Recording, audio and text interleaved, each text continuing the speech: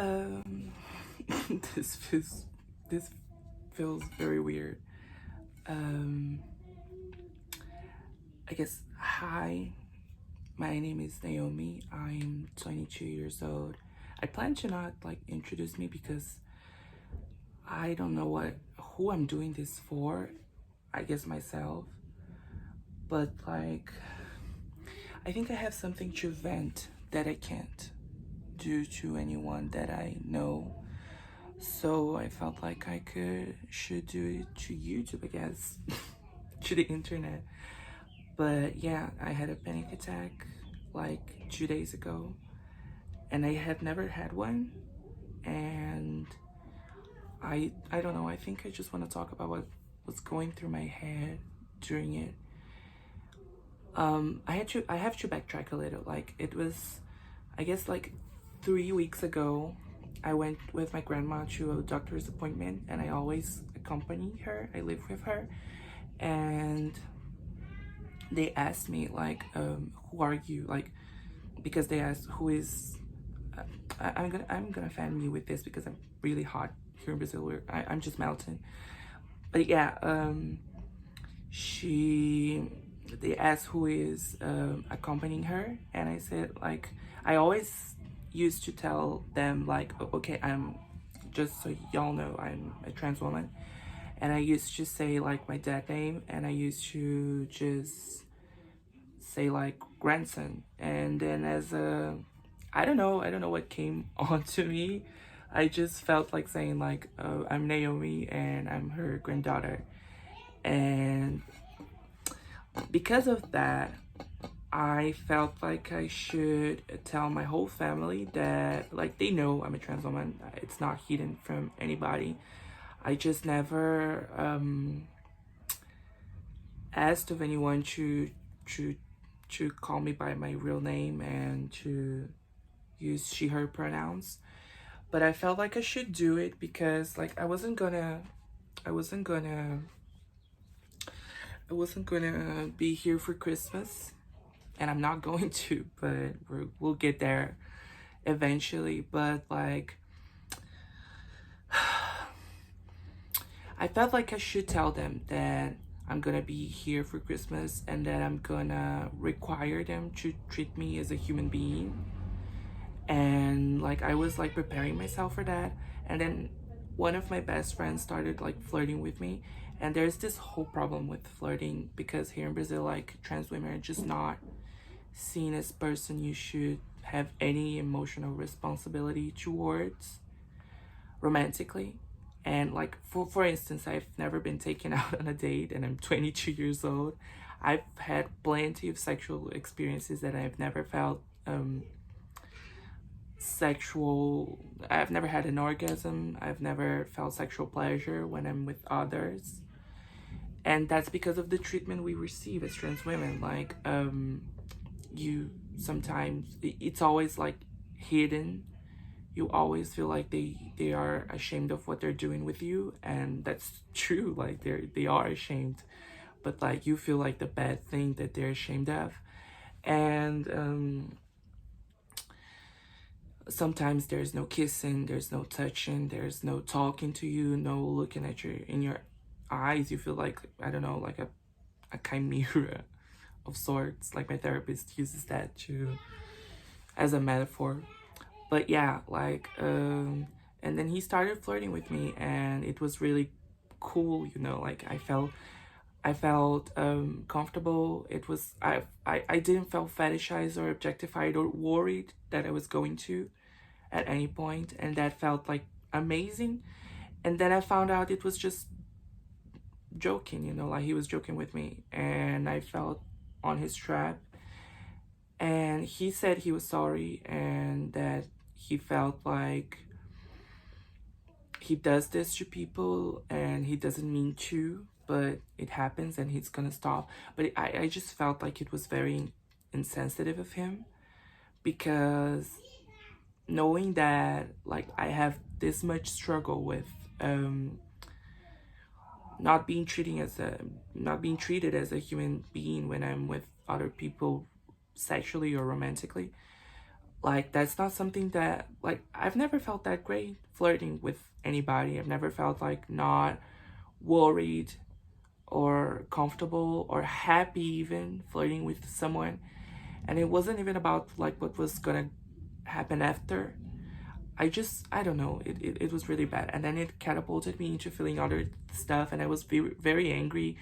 And I just lashed onto my family. Like, I went into our group chat and I said, my name is Naomi. I'm a trans woman. Nobody here will be surprised at this because everybody knows at this point.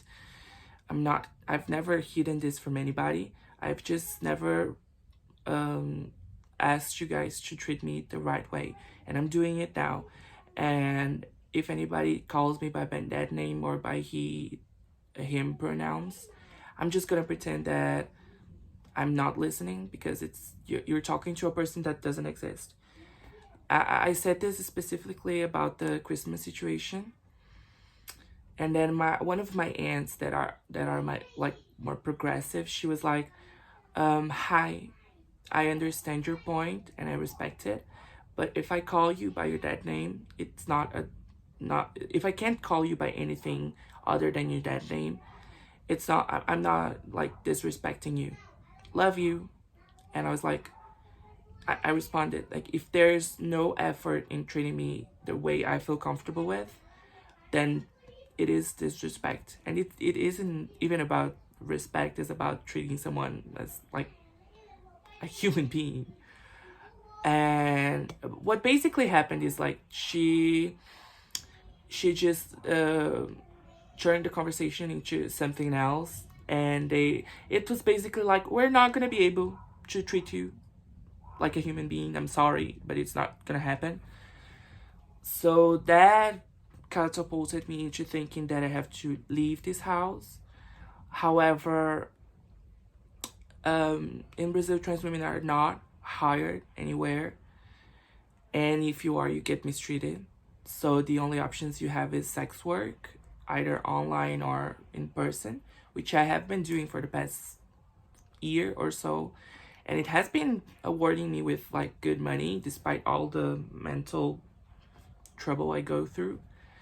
However, it's not stable money, and I don't feel safe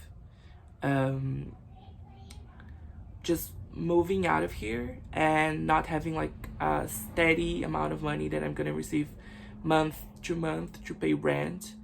So I started going to parties like in a specific LGBT club that's like, I don't know, 40 miles from here. And they really liked me there, the owners, and they became my friends. I started like going there for free. And in one of the parties, they just before the party, I went to get ready at the owner of the party's house, and the co-owner, I think he's also the DJ, one of the DJs. He said like, oh, we want you to become a DJ. There's this like, and it was very vaguely referred to, and I stuck with that in my head. And then I went to this party again, like this Saturday, with a couple of my friends, specifically to like maybe try to get a clearer idea of what all of this idea of me being a DJ there was. And I'm not gonna get into detail, but basically I don't feel safe with that as well. And I was like really clinging on that to solve this whole situation with my family and with the city that I live in.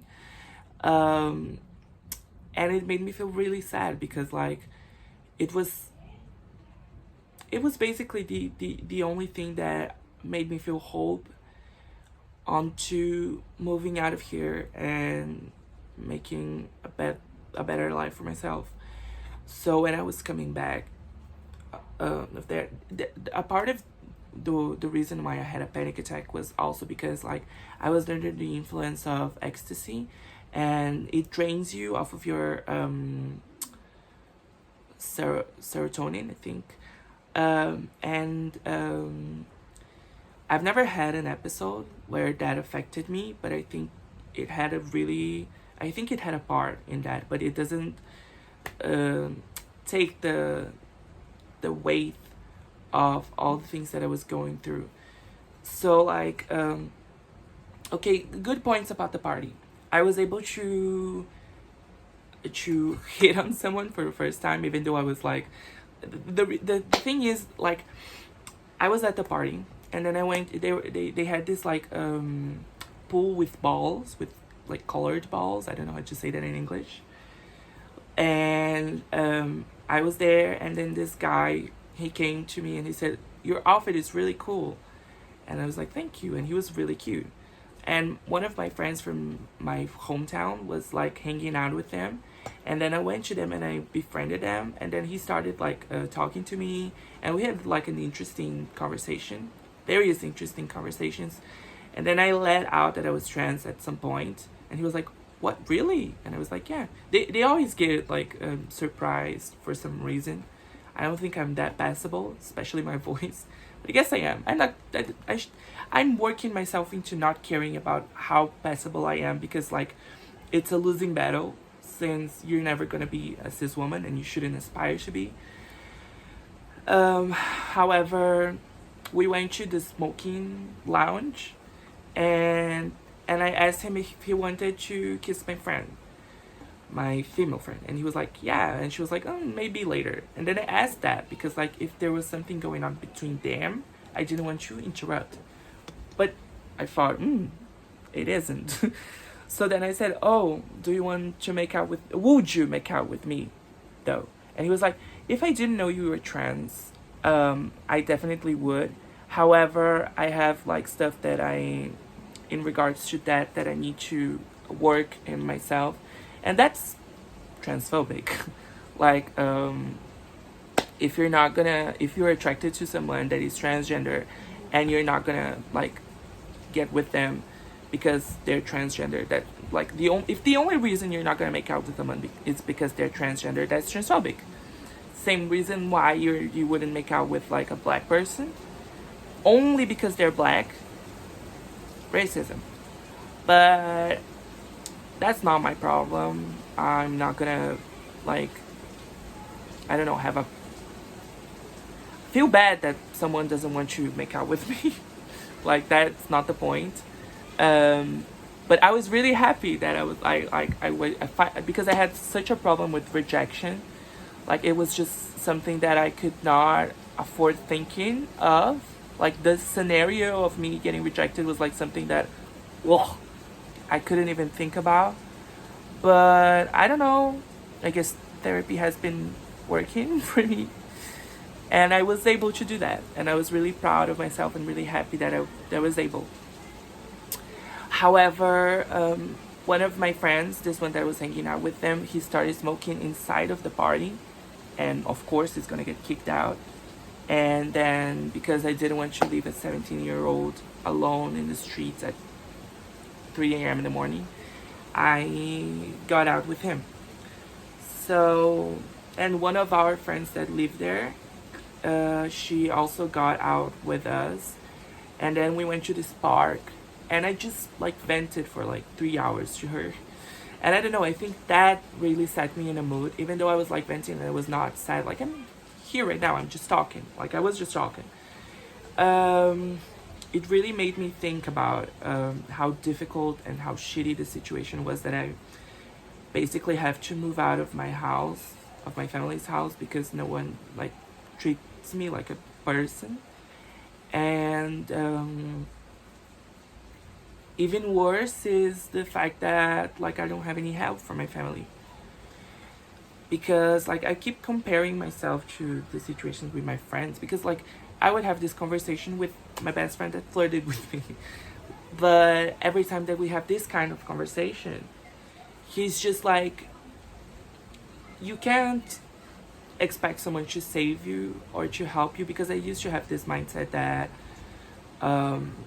someone would like just notice how incredible I am and how intelligent I am and how artistically creative I am, and that they would save me, and that from that point onwards my career would start and my life would start and I would be happy.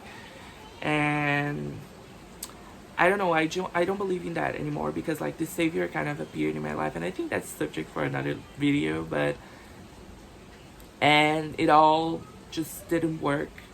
And I don't know, I kind of like mentally convinced myself that I'm my savior.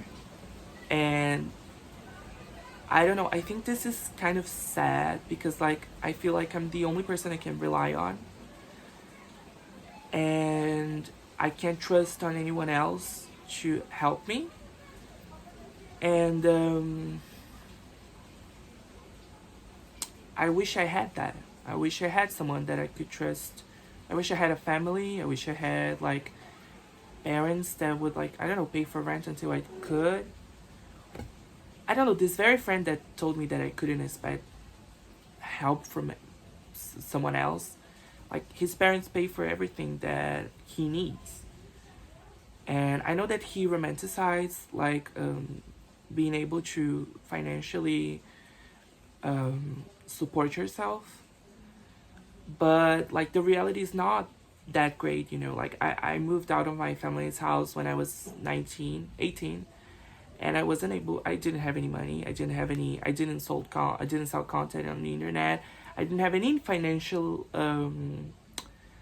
way of having stability. And my mother was like constantly fighting with me, and she gave me the amount of like $50 to survive for like 9 months. And she would constantly fight me because I wasn't like financially stable, and it was horrible. I don't even remember it, because it was like pure chaos. And I don't know, I just don't want to put myself in that situation again, like where I don't have anywhere to live. I'm living off of like good people's goodwill, and that I don't have anything to eat or any safety at all. I just don't want to go through that again. Like it's just nightmare to think of it even.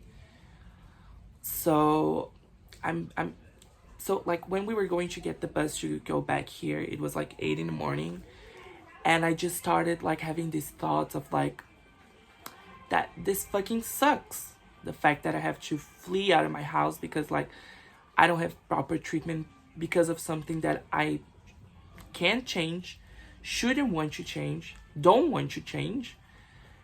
And like not only that, I will never know how it feels to be like properly treated by your family, or supported even, or loved.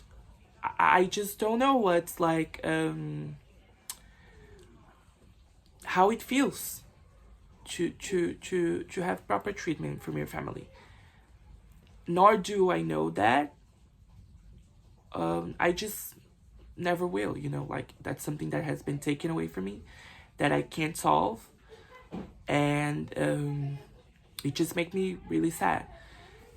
And I was like on the bus, and I started like to cry, and I wasn't able to breathe, and I had my mask on obviously, and like I didn't want to make any noise because like I was on a fucking bus, and I was like crying really hard without making any noise, and I couldn't breathe. I was able to contain myself. All my friends were sleeping, and I didn't want anyone to notice. I don't know why, but I don't know, there were all of this stuff like that happened to me. Like this month was like going through my head, that I couldn't like have proper treatment when I was romantically interested in someone, or sexually, that I couldn't feel sexual pleasure because of that, because of something that's greater than me.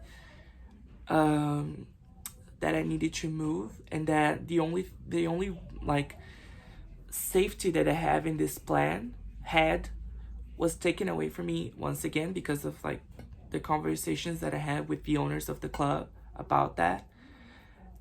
And also that I was just comparing myself to my life to the others, and I was noticing that I have nothing. Also, the only reason that I think I'm alive is because I have like a lot of confidence in my artistical intelligence and my originality, and I think that my point of view artistically isn't really something that anyone can match, because of like being a trans woman. of color that's poor and that's from south of Brazil. Like that's something that you can find on cinema right now, on music. And I'm definitely very talented. I do believe in that. But like, what do I do with all of this talent, intelligence, originality, if like I don't have the opportunities, you know? Like, I know I can go after them, but it's very discouraging when you live in a place like Brazil where you can't even get a normal job. Like the basic stuff is not accessible to you. So like, how can I aspire to like win an Oscar when I can't even feel sexual pleasure or get a job? So like I was thinking, because like the idea of like being able to someday be successful artistically, and being so far from that, it just made me feel suicidal. Like I was just like, there's no reason to live if I don't feel hope to achieve the things that make me want to feel alive, you know. So that's pretty much it. Like the reason why I had a panic attack was that, and the scenario was like I was entering on a bus and I felt really alone, and I felt hopeless. I felt constricted because I couldn't make any noise, I couldn't cry properly, and I had my mask on. I couldn't even breathe. My nose was running and I couldn't breathe properly. And I was like holding myself really hard. It like, I felt like a horrible pain on my chest, because I was like, that's funny to see now, but like, it was horrible back then. I don't know. And like, my plans are to just like live my life normally until like New Year's Eve. And I had to make a plan. I have to make a plan. I have to come up with something. I have to find work. I don't know what I'm gonna do. I sincerely feel a horrible anxiety when I think of the concept of like, I don't know, March 2022 or May. The next year is like a horrible thing to think about for me. But I guess I have to. That's life. I don't know. I just have nowhere to turn. I don't have any help to hold on to, I think. I'm just feeling really alone and wishing that I wasn't in this situation, you know. Well, I guess, I don't know if I'm gonna post this. I'm not gonna watch it, definitely. This is some kind of vulnerability I'm not willing to witness. But maybe I'll post it and I'll see what happens. If I do post it, I hope you, enjoyed me rambling about it. If you feel like I do, if you're in a similar position, feel free to comment. That feels so weird to say, as if I'm thinking that someone's gonna watch it. But anyway, if someone's watching, please vent on the comments. I will read it. I just don't want to feel alone. I want to feel like someone feels like I do.